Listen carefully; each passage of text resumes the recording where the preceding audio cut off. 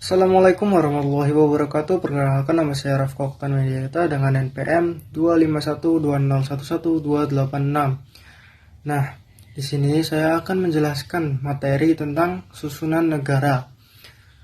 Yang pertama ada pengertian susunan negara, yang berarti susunan negara ini adalah cara negara disusun secara institusional dan konstitusional, meliputi bentuk negara, bentuk pemerintahan, sistem pemerintahan, susunan lembaga negara, dan hubungan pusat daerah. Nah, di sini konstitusi adalah dasar yang menentukan susunan tersebut. Nah, di sini ada unsur-unsur utama dari susunan negara. Yang pertama yaitu ada bentuk negara.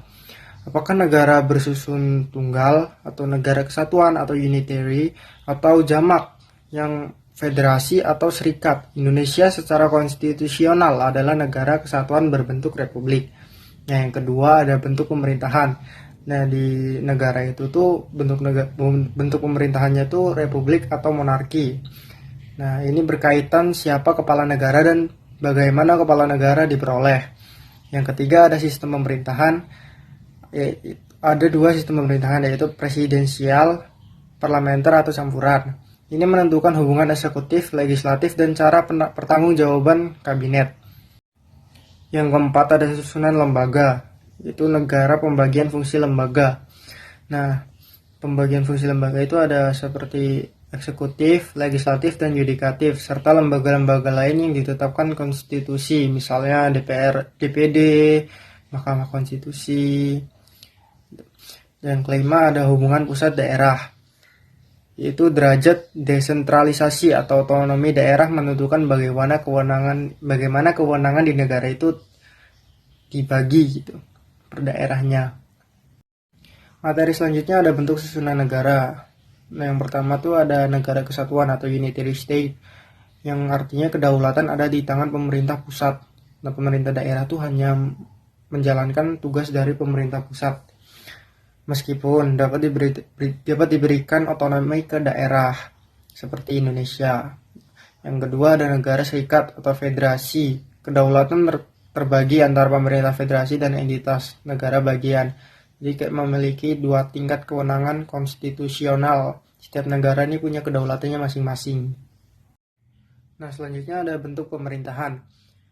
Yang pertama ada bentuk pemerintahan republik, adalah bentuk pemerintahan di mana kepala negara itu dipilih oleh rakyat secara langsung atau melalui lembaga perwakilan untuk masa jabatan tertentu.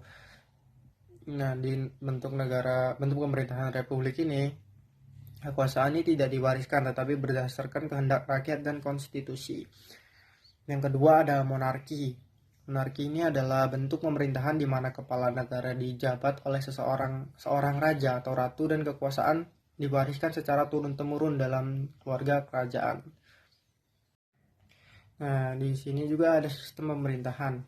Sistem pemerintahan pertama yaitu presidensial, yang artinya adalah sistem pemerintahan di mana presiden itu memegang dua peran sekaligus, yaitu sebagai kepala negara dan kepala pemerintahan. Dalam sistem ini, presiden itu dipilih langsung oleh rakyat atau melalui pemilihan yang terpisah dari lembaga legislatif dan tidak bertanggung jawab kepada parlemen.